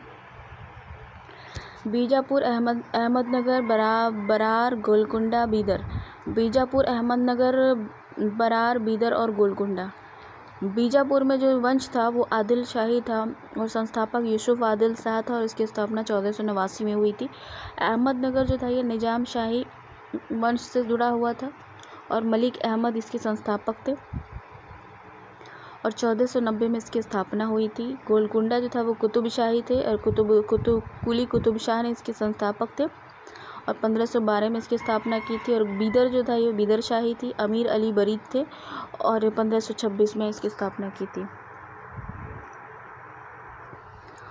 मोहम्मद प्रथम के मंत्री सैफुद्दीन गौरी ने केंद्रीय शासन का कार्य कई विभागों में विभक्त कर इसे 8 मंत्रियों को नियुक्त किया, जो इस प्रकार थे: वकील सल्तनत दिल्ली के मलिक नायब के समान वजीर कुल, सभी मंत्रियों के कार्यों का निरीक्षण करने वाला अमीर जुमला, अर्थ विभाग का अध्यक्ष वजीर अशरफ विदेश नीति और दरबार संबंधी कार्यों का निष्पादन करता था, नजीर अर्थ विभाग से संबंधित था, पेशवा वकील सल्तनत का सहायक था, कोतवाल नगर का प्रमुख पुलिस अधिकारी था, सदर जहां न्याय विभाग, धर्म और दान विभाग का अध्यक्ष था, सुल्तान के महल तथा दरबार की सुरक्षा के लिए विशेष अंगरक्षक सैनिक दल था, जिसे शाख ए खेल कहा जाता था, और वह 4 भागों या नौबतों में विभाजित था, जिसके मुख्य अधिकारी सरे नौबत कहे जाते थे। बहमनी राज्य में कुल 18 शासक हुए, जिन्हें कुल मिलाकर 175 वर्ष तक शासन किया। स्वतंत्र प्रांतीय राज्य कौन कौन से थे? देखो, एक तो जौनपुर था, ठीक है। जौनपुर की स्थापना फिरोज शाह तुगलक ने अपने भाई जोना खान की याद में किया था। जौनपुर की स्वतंत्र शर्की राजवंश की स्थापना मलिक सरवर ख्वाजा जहां ने की थी। ख्वाजा जहां को मलिक उशार्क पूर्व का स्वामी की उपाधि 1394 ईस्वी में फिरोज शाह तुगलक के पुत्र सुल्तान महमूद ने दी थी। जौनपुर के अन्य प्रमुख शासक थे मुबारक शाह, शमशुद्दीन, इब्राहिम शाह, महमूद शाह, हुसैन शाह। लगभग 75 वर्ष तक स्वतंत्र रहने के बाद जौनपुर पर बहलोल लोदी ने कब्जा कर लिया। शर्की शासन के अंतर्गत विशेषकर इब्राहिम शाह के समय में जौनपुर में साहित्य एवं स्थापत्य कला के क्षेत्र में विकास के कारण जौनपुर को भारत के सिराज के नाम से जाना गया, और अटाला देवी की मस्जिद का निर्माण 1408 में शर्की सुल्तान इब्राहिम शाह द्वारा किया गया था। अटाला देवी मस्जिद का निर्माण कन्नौज के राजा विजय चंद्र द्वारा निर्मित अटाला देवी के मंदिर को तोड़कर किया गया था। जामा मस्जिद का निर्माण 1470 ईस्वी में हुसैन शाह शर्की के द्वारा किया गया था। झंझारी मस्जिद 1430 ईस्वी में इब्राहिम शर्की के द्वारा एवं लाल दरवाज़ा मस्जिद का निर्माण मोहम्मद शाह के द्वारा 1450 ईस्वी में किया गया था। देखो, कश्मीर हो गया। सुहादेव नामक एक हिंदू ने 1301 में कश्मीर में हिंदू राज्य की स्थापना की थी। 1339-40 में कश्मीर में शाह मीर के द्वारा प्रथम मुस्लिम वंश की स्थापना की गई थी। कश्मीर का प्रथम शासक शाह मीर था, जो शमसुद्दीन शाह मीर के नाम से गद्दी पर बैठा। इसने अपनी राजधानी इंद्रकोट में स्थापित की थी। अलाउद्दीन ने राजधानी इंद्रकोट से हटाकर अलाउद्दीनपुर श्रीनगर में स्थापित की। हिंदू मंदिर और मूर्तियों को तोड़ने के कारण सुल्तान सिकंदर को बुतशिकन कहा गया। 1420 में जैनुल आबदीन सिंहासन पर बैठा। उसकी धार्मिक सहिष्णुता के कारण उसे कश्मीर का अकबर कहा जाता है। 1420 ईस्वी में जैनुल आबदीन सिंहासन पर बैठा और इसकी धार्मिक सहिष्णुता के कारण इसे कश्मीर का अकबर कहा गया। जैनुल आबदीन फारसी, संस्कृत, कश्मीरी, तिब्बती आदि भाषाओं का ज्ञाता था। जैनुल आबदीन जो था वो फारसी, संस्कृत, कश्मीरी, तिब्बती आदि भाषाओं का ज्ञाता था, और इसने महाभारत और राजतरंगिणी को फारसी में अनुवाद करवाया था। 1588 ईस्वी में अकबर ने कश्मीर को मुगल साम्राज्य में मिला लिया। बंगाल, इख्तियारुद्दीन मोहम्मद बिन बख्तियार खिलजी ने बंगालों को दिल्ली सल्तनत में मिलाया। गियासुद्दीन तुगलक ने बंगाल को 3 भागों में विभाजित किया: लखनौती उत्तर बंगाल, सोनारगांव पूर्वी बंगाल, सतगांव दक्षिण बंगाल। 1345 में हाजी इलियास बंगाल के विभाजन को समाप्त कर शमसुद्दीन इलियास शाह के नाम से बंगाल का शासक बना। पंडुआ में अदीना मस्जिद का निर्माण 1364 ईस्वी में सुल्तान सिकंदर शाह ने करवाया था। बंगाल का शासक गियासुद्दीन आजम शाह 1389 से 1409 ईस्वी अपनी न्याय प्रियता के लिए प्रसिद्ध था। अलाउद्दीन हुसैन शाह 1493 से 1518 ईस्वी में राजधानी को पांडुआ में से गौड़ हस्तांतरित किया। महाप्रभु चैतन्य अलाउद्दीन के समकालीन थे। अलाउद्दीन ने सत्यपीर नामक आंदोलन की शुरुआत की। मालाधर बसु ने अलाउद्दीन के शासनकाल में श्री कृष्ण विजय की रचना कर गुणराज खान की उपाधि धारण की, और उनके बेटे को सत्यराज खान की उपाधि दी गई। मसीरुद्दीन नुसरत शाह ने गौड़ में बड़ा सोना और कदम रसूल मस्जिद का निर्माण करवाया। मालवा मध्य प्रदेश। दिलावर खान ने 1401 में मालवा को स्वतंत्र घोषित किया। दिलावर का पुत्र अलब खान हलब होशंग शाह की उपाधि धारण कर 1405 में मालवा का शासक बना। उसने अपनी राजधानी को धारा से मांडू स्थानांतरित की। मालवा में खिलजी वंश की स्थापना महमूद शाह ने की थी और गुजरात के शासक बहादुर शाह ने महमूद शाह द्वितीय से युद्ध कर परास्त कर उसकी हत्या कर दी और मालवा में को गुजरात में मिला दिया। मांडू के जिले का निर्माण होशंग शाह ने करवाया था और इस किले में सर्वाधिक महत्वपूर्ण है दिल्ली दरवाज़ा। मांडू के किले का निर्माण होशंग शाह ने करवाया था और इसी किले में सर्वाधिक महत्वपूर्ण है दिल्ली दरवाज़ा। बाज बहादुर और रूपमती का महल निर्माण सुल्तान नसीरुद्दीन शाह द्वारा करवाया गया था। हिंडोला भवन और दरबार हॉल का निर्माण होशंग शाह के द्वारा करवाया गया था। जहाज महल का निर्माण गियासुद्दीन खिलजी ने मांडू में करवाया था। कुश्क महल को महमूद खिलजी ने फतेहाबाद नामक स्थान पर बनवाया था। गुजरात के शासक राजा कर्ण को पराजित कर अलाउद्दीन ने 1297 ईस्वी से दिल्ली सल्तनत में मिला लिया। 1391 में मोहम्मद शाह तुगलक द्वारा नियुक्त गुजरात का सूबेदार जफर खान को सुल्तान मोहम्मद शाह की उपाधि ग्रहण कर 1407 में गुजरात का स्वतंत्र सुल्तान बना। गुजरात के प्रमुख शासक थे अहमद शाह, मोहम्मद शाह बेगड़ा और बाज बहादुर शाह। अहमद शाह ने सावल के निकट में साबरमती नदी के किनारे अहमदाबाद नामक नगर बसाया।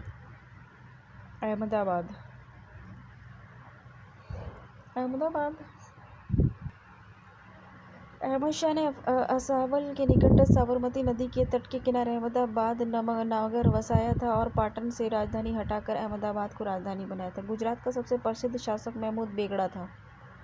महमूद बेगड़ा ने गिरनार के निकट मुस्तफ़ाबाद नामक नगर और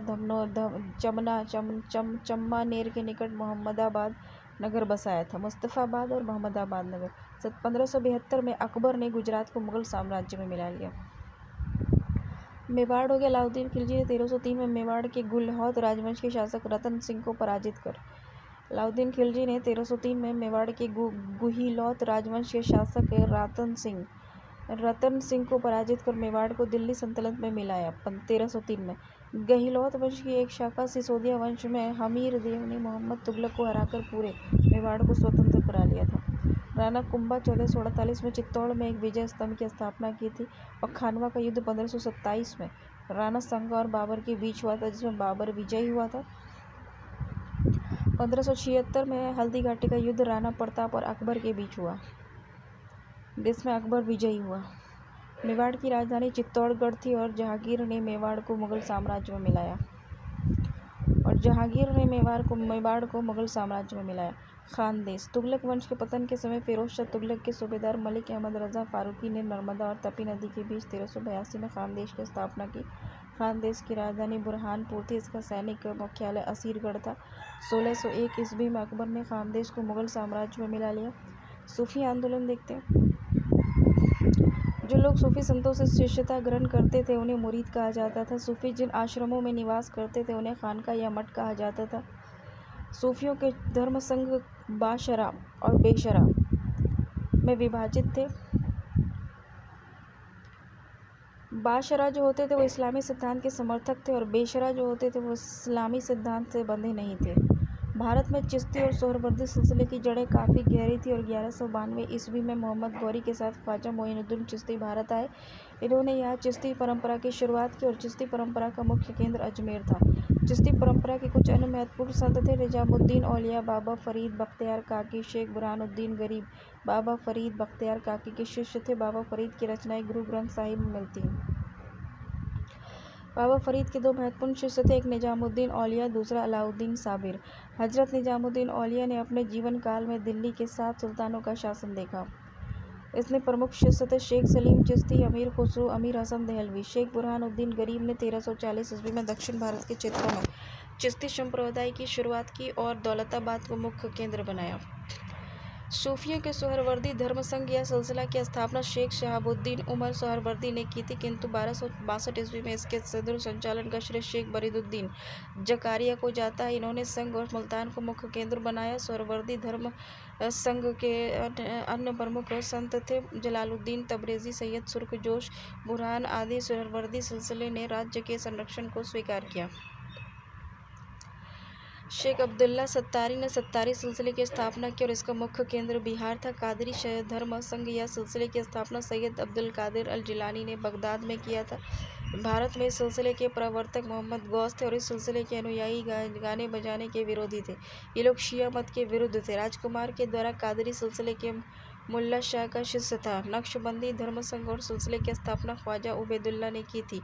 भारत में इस सिलसिले की स्थापना ख्वाजा बकी बिल्ला ने की थी। भारत में इसके व्यापक प्रचार कशरे बकी बिल्ला के शिष्य अकबर के समकालीन शेख अहमद सरहिंदी को था। फिरदौसी सोहरवर्दी सिलसिले की ही एक शाखा थी, ठीक है ना, जिसका अर्थ था क्षेत्र बिहार। फिरदौसी सोहरवर्दी सिलसिले की एक शाखा थी जिसका कार्य क्षेत्र था बिहार। इस सिलसिले को शेख शरीफुद्दीन यहिया ने लोकप्रिय बनाया था। शरफुद्दीन यहिया मनेरी ने लोकप्रिय बनाया था सोहरवर्दी और फिरदौसी को। ख्वाजा यहिया ख्वाजा निजामुद्दीन के जो है शिष्य थे। भक्ति आंदोलन। छठी शताब्दी में भक्ति आंदोलन की शुरुआत तमिल क्षेत्र में हुई थी जो कर्नाटक महाराष्ट्र में फैल गया। भक्ति आंदोलन का विकास 12 अलावर वैष्णव संतों और 63 नैनार शैव संतों ने किया था। शैव संत अप्पार ने पल्लव राजा महेंद्र वर्मन को शैव धर्म स्वीकार करवाया था और भक्ति कवि संतों को संत कहा जाता था और उनके दो समूह थे। प्रथम समूह वैष्णव संत जो महाराष्ट्र में लोकप्रिय थे और भगवान विठोबा के भक्त थे। विठोबा पंथ के संत और उनके अनुयायी बरकरी और तीर्थयात्री पंथ कहलाते थे, क्योंकि हर वर्ष पंढरपुर तीर्थयात्रा पर जाते थे। और दूसरा समूह पंजाब एवं राजस्थान के हिंदी भाषी क्षेत्र में सक्रिय था और उसकी निपुण भक्ति में आस्था थी। भक्ति आंदोलन को दक्षिण भारत में उत्तर भारत में रामानंद के द्वारा लाया गया। बंगाल में कृष्ण भक्ति की प्रारंभिक प्रतिपादकों में विद्यापति ठाकुर और चंडीदास थे। रामानंद की शिक्षा से दो संप्रदाय का प्रादुर्भाव हुआ। रामानुज जो पुनर्जन्म में विश्वास रखता था और निर्गुण हो जो भगवान के निराकार रूप को पूजता था। सगुण संप्रदाय के सबसे प्रसिद्ध व्याख्याताओं में थे तुलसीदास और नाभादास जैसे राम भक्त और निम्बार्क बल्लवाचार्य, चैतन्य सूरदास और मीराबाई जैसे कृष्ण भक्त। निर्गुण संप्रदाय के सबसे प्रसिद्ध प्रतिनिधि थे कबीर, जिन्हें भावी उत्तर भारतीय ग्रंथों का आध्यात्मिक गुरु माना गया है। शंकराचार्य के अद्वैतवाद दर्शन के विरोध में दक्षिण में वैष्णव संतों द्वारा 4 मतों की स्थापना की गई। दक्षिण में वैष्णव संतों द्वारा स्थापित 4 मत थे। श्री संप्रदाय रामानुजाचार्य विशिष्ट द्वैतवाद, बराही संप्रदाय माधवाचार्य द्वैतवाद, रुद्र संप्रदाय विष्णु स्वामी द्वैतवाद, सनक संप्रदाय निम्बार्काचार्य द्वैतवाद। भक्ति आंदोलन के संत कौन थे? रामानुजाचार्य 11वीं शताब्दी। इन्होंने राम को अपना आराध्य माना। इनका जन्म 1017 ईस्वी में मद्रास के निकट पेरुम्बर नामक स्थान पर हुआ था। 1137 में इनकी मृत्यु हो गई। रामानुज ने वेदांग में प्रशिक्षण अपने गुरु कांचीपुरम के यादव प्रकाश से प्राप्त किया था। रामानंद का जन्म 1299 में प्रयाग में हुआ था। इनकी शिक्षा प्रयाग और वाराणसी में हुई थी। उन्होंने अपने संप्रदाय सभी जातियों के लिए खोल दिया था। रामानुज की बातें उन्हें भी भक्ति के मोक्ष का एकमात्र साधन स्वीकार किया। उन्होंने मर्यादा पुरुषोत्तम राम और सीता की आराधना को समाज के समक्ष रखा और उनके प्रमुख शिष्य थे रैदास जो थे हरिजन थे, कबीर जो थे वो जुलाहा थे, धन्ना जो था वो जाट था, सेनाथ जो था नाई था, पीपा जो था वो राजपूत था। कबीर का जन्म 1425 ईस्वी में विधवा ब्राह्मणी के गर्भ से हुआ था। विधवा ब्राह्मण कबीर का जन्म जो हुआ था 1425 ईस्वी में वो विधवा ब्राह्मण के गर्भ से हुआ था। लोक लज्जा के भय से उसने नवजात शिशु को वाराणसी में लहर तारा के पास एक तालाब में समीप छोड़ दिया। जुलाहा नीरू और उसकी पत्नी नीमा इस नवजात शिशु को अपने घर ले आए और इस बालक का नाम कबीर रखा। उन्होंने राम, रहीम, हजरत अल्लाह आदि को एक ही ईश्वर के अनेक रूप माने। उन्होंने जाति प्रथा और धार्मिक कर्मकांड और बाह्य आडंबर और मूर्ति पूजा और जप तप और अवतारवाद आदि का घोर विरोध किया। विरोध करते हुए ईश्वरवाद में आस्था व्यक्त की एवं निराकार ब्राह्य की उपासना को महत्व दिया। निर्गुण भक्ति धारा से जुड़े कबीर ऐसे भक्त थे जिन्होंने संत होने के बाद भी पुण्यग्रस्त जीवन का निर्वाह किया। उनके अनुयायी जो थे वो कबीरपंथी कहलाए और कबीर के उपदेश शब्द सिखों के आदि ग्रंथ में संग्रहित है। गुरु नानक का जन्म 1459 में अविभाजित पंजाब के तलवंडी नामक स्थान पर हुआ था। गुरु नानक का जो जन्म था वो 1459 ईस्वी में अविभाजित पंजाब के तलवंडी नामक स्थान पर हुआ था, जो अब ननकाना साहिब के नाम से विख्यात है। उनकी माता का नाम तृप्ता देवी, पिता का नाम कालू राम था। बटाला के मूलराज खन्नी की बेटी सुलक्षणी से उनका विवाह हुआ। उन्होंने देश का 5 बार चक्कर लगाया, जिसे उदासीस कहा जाता है। उन्होंने कीर्तनों के माध्यम से उपदेश दिए। अपने जीवन के अंतिम क्षणों में उन्होंने रावी नदी के किनारे करतारपुर में अपना डेरा मठ स्थापित किया और अपने जीवन काल में उन्होंने आध्यात्मिक आधार और अपने पुत्रों की जगह अपने शिष्य और भाई लहना अंगद की अपने उत्तराधिकारी नियुक्त किया। उसने अपने शिष्य भाई लहना अंगद की अपने उत्तराधिकारी नियुक्त किया। उनकी मृत्यु 1539 में तक करतारपुर में हुई। नानक ने सिख धर्म की स्थापना की और नानक सूफी संत बाबा फरीद से भी प्रभावित थे। चैतन्य स्वामी चैतन्य का जन्म 1486 में नदिया बंगाल के मायापुर गांव में हुआ था। इसके पिता का नाम जगन्नाथ मिश्रा और माता का नाम शची देवी था। पाठशाला में चैतन्य को निमाई पंडित कहा जाता था। इन्होंने गोसाई संघ की स्थापना की और साथ ही संकीर्तन प्रथा को जन्म दिया था। उनके दार्शनिक सिद्धांतों को अर्चित भेदभाववाद के नाम से जाना जाता था। सन्यासी बनाने के बाद बंगाल छोड़कर पुरी चले गए थे, जहाँ उन्होंने 2 दशक तक भगवान जगन्नाथ की उपासना की।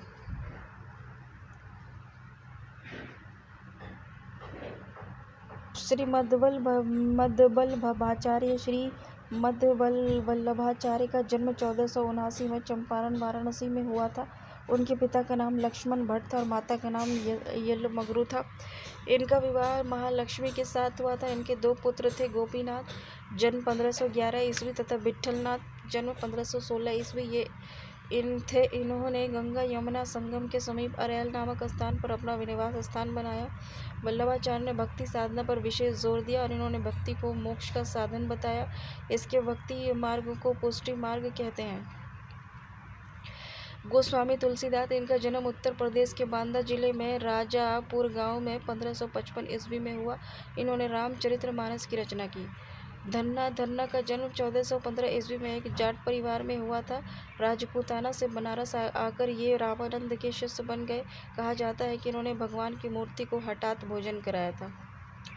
देखो रैदास ये जाति में चमार थे और ये रामानंद के 12 शिष्यों में से एक थे। इनके पिता का नाम रघु और माता का नाम धुरबिनिया था।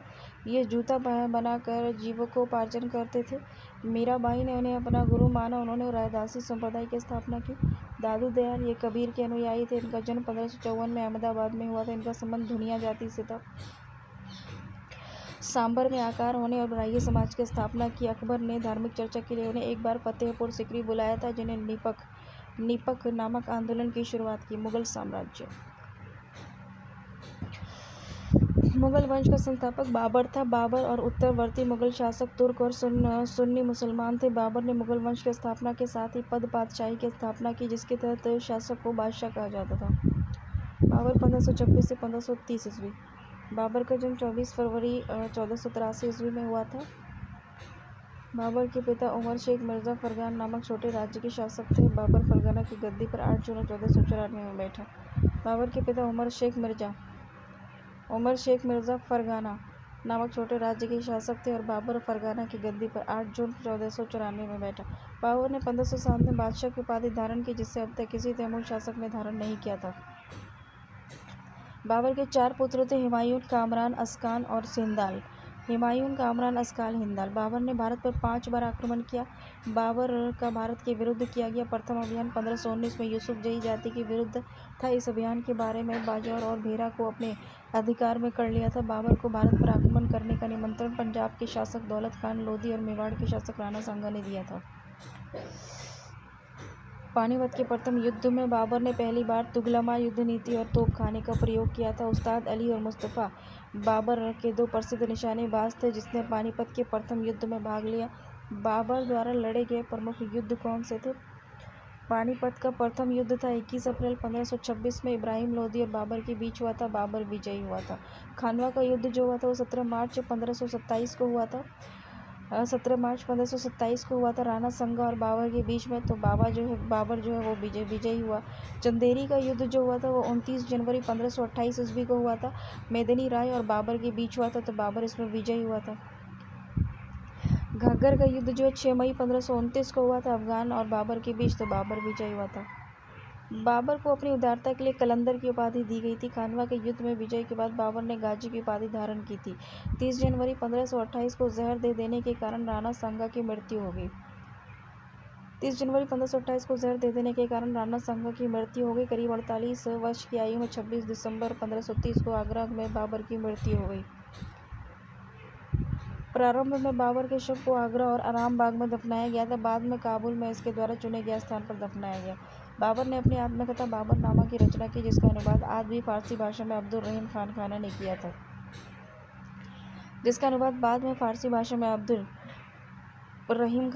किया था। बाबर को मुबैयान नामक पद शैली का भी जन्मदाता कहा जाता है। बाबर प्रसिद्ध नक्शबंदी सूफी ख्वाजा उबैदुल्ला एहरार का अनुयायी था। बाबर का उत्तराधिकारी हुमायूं था।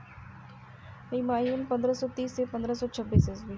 देखो, नसीरुद्दीन हुमायूं 29 दिसंबर 1530 को आगरा में 23 वर्ष की अवस्था में सिंहासन पर बैठा। गद्दी पर बैठने से पहले हुमायूं बदख्शां का सूबेदार था। अपने पिता के निर्देश के अनुसार हुमायूं ने अपने राज्य का बंटवारा अपने भाइयों में कर दिया। इसने कामरान को काबुल, कंधार मिर्जा अस्करी और संभल मिर्जा हिंदाल को अलवर और मेवाड़ की जागीरें दी। अपने चचेरे भाई सुलेमान मिर्जा को हुमायूं ने बदख्शां प्रदेश दिया। 1533 ईस्वी में हुमायूं दीन पनाह नामक नए नगर की स्थापना की। चौसा का युद्ध 25 जून 1539 में शेर खान और हुमायूं के बीच हुआ। इस युद्ध में शेर खान विजयी रहा और इस युद्ध के बाद शेर खान ने शेरशाह की पदवी ग्रहण कर ली। बिलग्राम या कन्नौज का युद्ध 17 मई 1540 में शेर खान और हुमायूं के बीच हुआ और इस युद्ध में बिलग्राम के युद्ध के बाद हुमायूं सिंध चला गया और जहाँ उसने 15 वर्षों तक घुमक्कड़ों जैसा निर्वासित जीवन व्यतीत किया। निर्वासन के समय हुमायूं ने हिंदाल के आध्यात्मिक गुरु फारसवासी शिया मीर बाबा दोस्त उर्फ मीर अली अकबर जामी की पुत्री हमीदा बानो बेगम से 29 अगस्त 1540 ईस्वी को निकाह कर लिया। कालांतर में हमीदा से ही अकबर जैसे महान शासक का जन्म हुआ।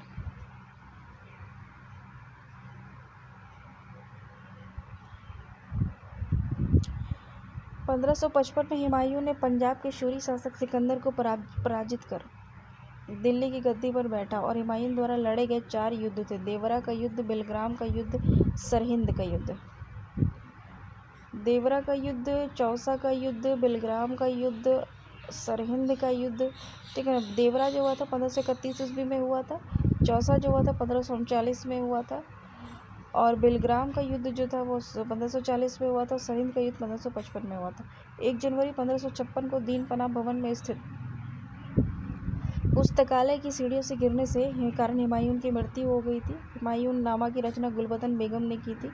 हुमायूं ज्योतिषी में विश्वास करता था, इसलिए इसने सप्ताह के 7 दिन 7 रंग के कपड़े पहनने के नियम बनाए थे। शेरशाह 1540 से 1545। सूर साम्राज्य का संस्थापक अफगान वंशीय शासक शेरशाह सूरी था। शेरशाह का जन्म 1472 में बजवाड़ा होशियारपुर में हुआ था। शेरशाह का जन्म जो हुआ था वो 1472 में बजवाड़ा होशियारपुर में हुआ था। उसके बचपन का नाम फरीद खान और ये सूर वंश के से संबंधित थे। इसके पिता हसन खान जौनपुर राज्य के अंतर्गत सासाराम के जमींदार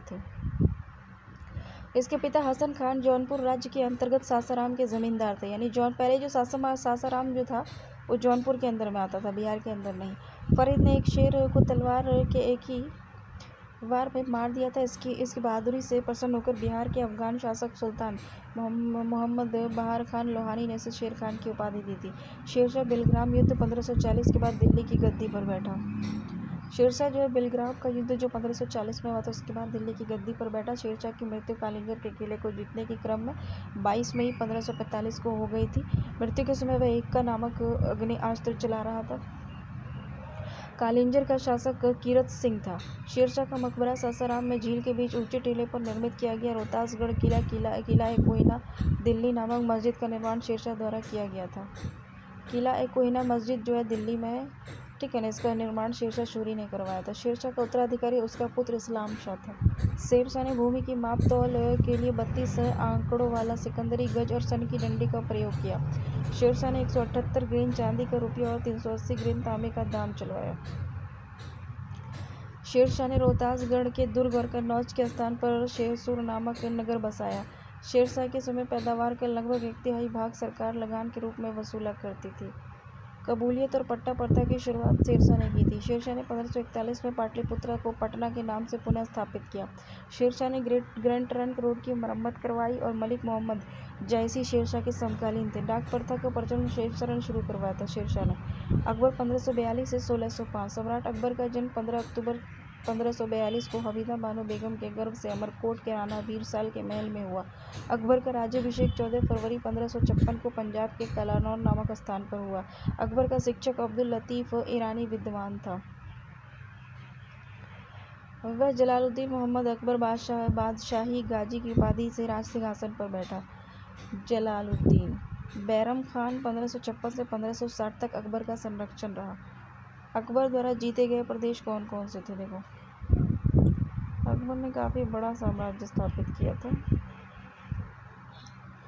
मालवा जीता था। मालवा जिसका शासक बाज बहादुर था 1561 में, और आज़म खान और पीर मोहम्मद ने इसको जीता था। ये सब मुग़ल सेनापति था।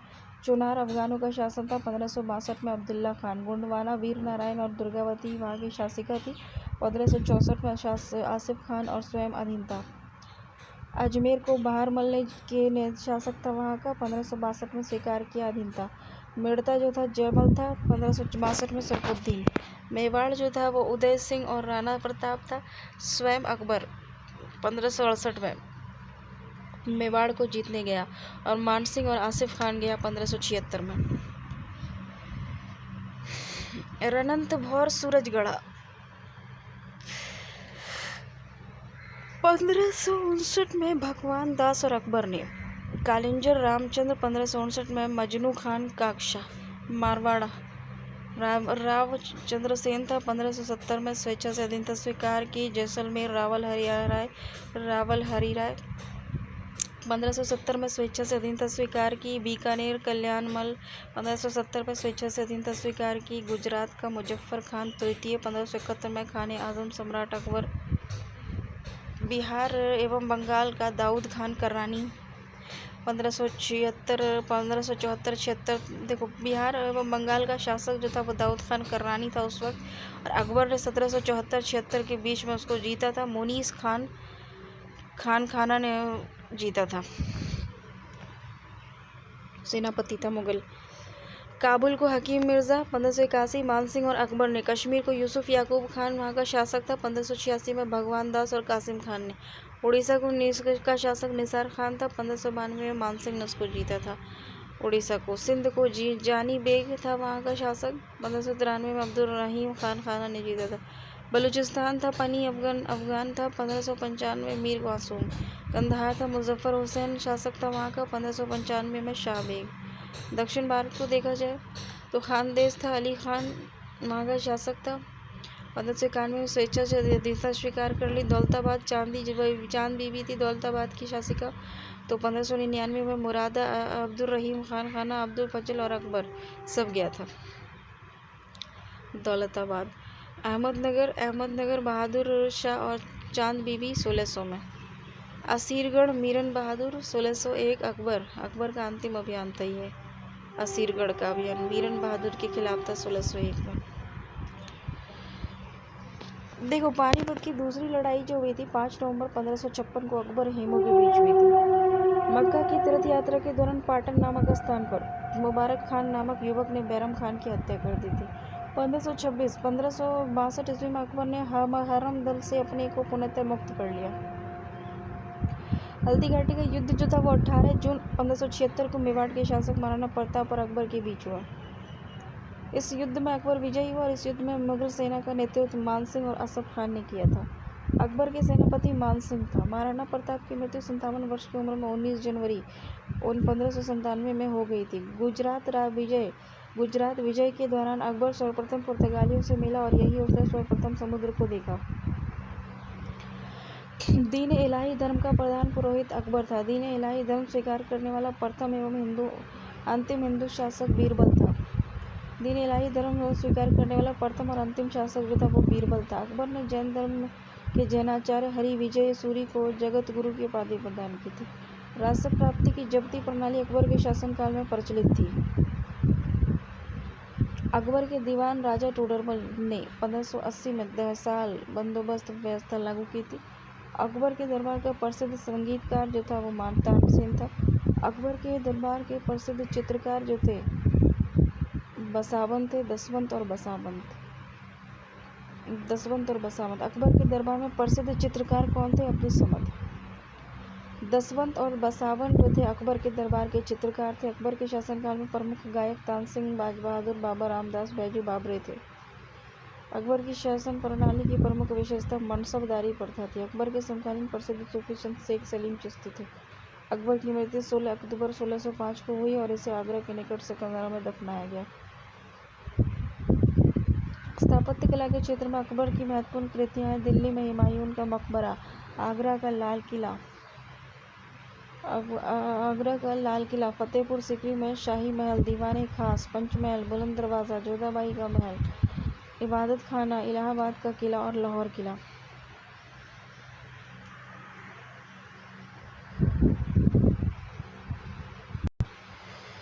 देखो, अकबर द्वारा कुछ महत्वपूर्ण कार्य था, जैसे दास प्रथा का अंत अकबर ने किया था 1562 में। अकबर को हरम दल से मुक्ति 1562 में मिली थी और तीर्थ यात्रा कर समाप्त कर दिया था 1563 में। जजिया कर भी समाप्त कर दिया था 1564 में।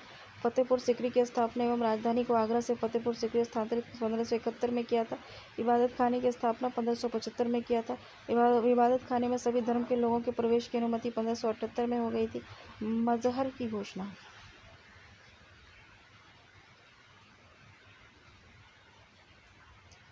मजहर की घोषणा कब की गई थी? 1579 में। दिल्ली न्याय की स्थापना 1582 में हुई थी। इलाही संवत की शुरुआत 1583 में हुई थी और लाहौर राजधानी को लाहौर स्थानांतरित 1585 में किया गया था। मनसबदारी प्रथा अकबर के दरबार को सुशोभित करने वाले 9 रत्न इस प्रकार थे, जैसे कि बीरबल, अबुल फजल, तोडरमल, भगवान दास, तानसेन, मानसिंह, अब्दुल रहीम खान खाना, मुल्ला दो पियाजा, हकीम हुकाम। अबुल फजल का बड़ा भाई कौन था? फैजी था। फैजी अकबर के दरबार में राजकवि के पद पर आसीन हुआ। अबुल फजल ने अकबर नामक ग्रंथ की रचना की। वह दीन इलाही धर्म का मुख्य पुरोहित था। बीरबल के बचपन का नाम महेश दास था। बीरबल के बचपन का नाम क्या था? महेश दास था। संगीत सम्राट तानसेन का जन्म ग्वालियर में हुआ था। इनकी प्रमुख कृति क्या थी? मियाँ टोडी, मियाँ का मल्हार, मियाँ का सारंग आदि। कंठाभरण वाणी विलास की उपाधि तानसेन को दिया था अकबर ने। अकबर ने भगवान दास को अमीरुल उमरा की उपाधि दी थी। भगवान दास कौन था? आमेर का राजा था। आमेर के राजा भारमल का पुत्र था भगवान दास। यूसुफजइयों के विद्रोह को दबाने के दौरान बीरबल की हत्या हो गई थी। 1602 में सलीम जहांगीर के निर्देश पर दक्षिण से आगरा की ओर आ रहे अबुल फजल को रास्ते में वीर सिंह बुंदेला नामक सरदार ने हत्या कर दी थी। मुगल सम्राट अकबर ने अनुवाद विभाग की स्थापना की। नकीब खान अब्दुल कादिर बदायूनी शेख सुल्तान ने रामायण और महाभारत का फारसी अनुवाद किया और महाभारत का नाम रज्मनामा रखा। रज्मनामा का मतलब होता है युद्धों की पुस्तक। पंचतंत्र का फारसी भाषा में अनुवाद अबुल फजल ने अनवर सादात नाम से किया और मौलाना हुसैन फैज ने यार-ए-दानिश नाम से किया। हाजी इब्राहिम सरहदी ने अथर्ववेद का, मुल्ला शाह मोहम्मद ने राजतरंगनी का और अब्दुल रहीम खान खाना ने तुजु के बाबरी तथा फैजी ने लीलावती का फारसी में अनुवाद किया। फैजी ने नल दमयंती सूरदास द्वारा रचित कथा का फारसी में अनुवाद कर इसका नाम सहेली रखा। फैजी ने नल दमयंती सूरदास द्वारा रचित कथा का फारसी में अनुवाद कर उसका नाम सहेली रखा। अकबर के काल को हिंदी साहित्य का स्वर्णकाल कहा जाता है। अकबर के काल को हिंदी साहित्य का स्वर्णकाल कहा जाता है। अकबर ने बीरबल को कवि प्रिय और नरहरि को महापात्र की उपाधि प्रदान की थी। बुलंद दरवाज़ा का निर्माण अकबर ने करवाया था। बुलंद दरवाजे का निर्माण अकबर ने गुजरात विजय के उपलक्ष्य में करवाया था और चारबाग बनाने की परंपरा अकबर के समय में शुरू हुई थी। और अकबर ने शीरी कलम की उपाधि अब्दुल समद को और जड़ी कलम की उपाधि मोहम्मद हुसैन कश्मीरी को दिया था। देखो, मुगलों की जो राजकीय भाषा थी वो फारसी थी। जहांगीर 1605 से 1627 ईस्वी।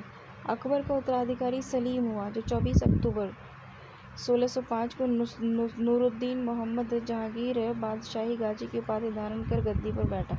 जहांगीर का जन्म 30 अगस्त 1559 ईस्वी में हुआ था। अकबर ने अपने पुत्र का नाम सलीम सूफी संत